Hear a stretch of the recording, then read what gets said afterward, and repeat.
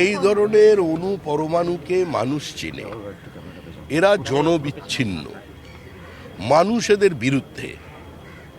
পোশাকের রং বদলানোর জন্য এই নির্বাচনে মানুষ ভোট দেয়নি, মানুষ ভোট দিয়েছেন পোশাকের ভিতরের মানুষটাকে পরিবর্তন করার জন্য।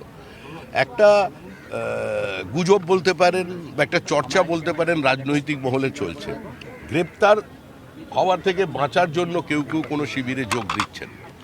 আমরা এ ধরনের কোনো তৃণমূলের দল ভাঙার কাজে আমরা নেই, আমাদের কোনো ইচ্ছা নেই। আমরা নির্বাচনের আগেই বলে দিয়েছিলাম তৃণমূল যাচ্ছে, তৃণমূল চলে যাবে, এবং শুধু তৃণমূল সরকার নয়, দলটাই চলে যাবে রাষ্ট্রবিজ্ঞানের নিয়ম মেনে। তো কেউ কেউ এখন আসছেন নিজেদের কীর্তি ঢাকবার জন্য, কেউ কেউ আসছেন উচ্ছ্বাসে। কিসের জন্য আসছেন তো আমি বুঝতে পারবো না। তবে মদন মিত্র তো কালারফুল বয়। মুখ্যমন্ত্রী, মানে অতীতের মুখ্যমন্ত্রী মমতা বন্দ্যোপাধ্যায় তিনি বলেছিলেন কালারফুল বয়, তিনি কালারফুল করতে এসছেন।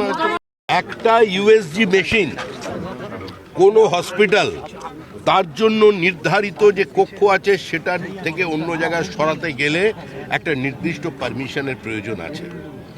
এক্সরে মেশিনকে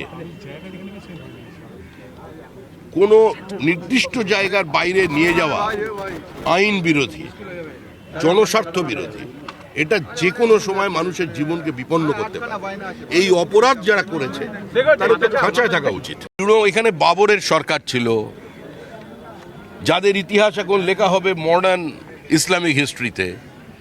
তো আকবর, বাবর, হুমায়ুনদের সরকার ছিল, তো সেই সরকারের সঙ্গে সময় এগুলোর যোগাযোগ থাকবে না। আপনার যে অভিযোগ করছিলেন রোহিঙ্গা বাংলাদেশিদেরকে অর্থের বিনিময়ে নিয়ে আসতো, সেটাই কোথাও একটা কোনো জায়গায় অর্থের বিনিময় নিয়ে এসছে, কোনো জায়গায় ভোটের বিনিময় নিয়ে এসছে, যেখানে পেরেছে টেনে নিয়েছে।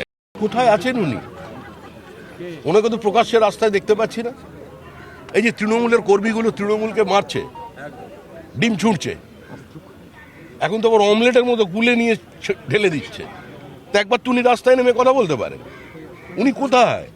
উনি আমেরিকায় আছেন কি ভারতবর্ষে আছেন কি কলকাতায় আছেন, কোনো জায়গায় দেখা যাচ্ছে না তো। উনি কি মানে মেঘনাদ হবেন?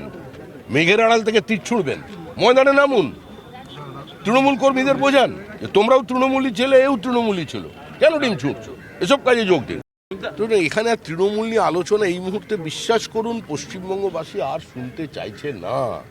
মানুষ ক্লান্ত।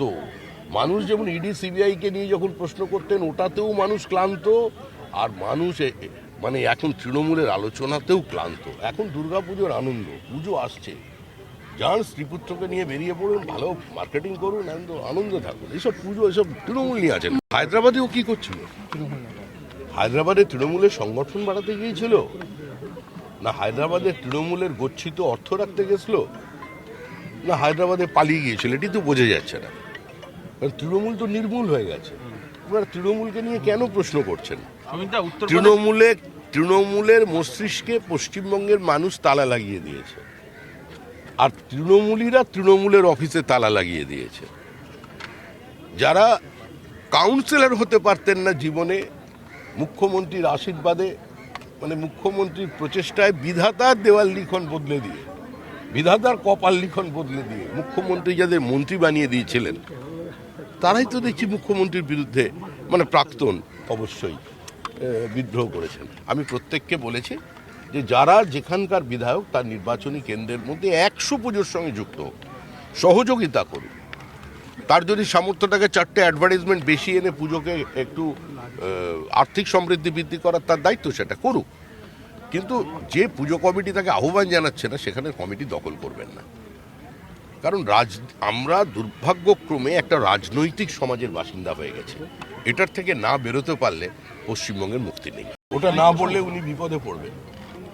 কারণ বাঘকে উনি বলছেন বাঘের মতো লড়াই করছেন, মানে বাঘকে উনি জঙ্গলে পাঠাতে চাইছেন, একটা বার্তা দিচ্ছেন।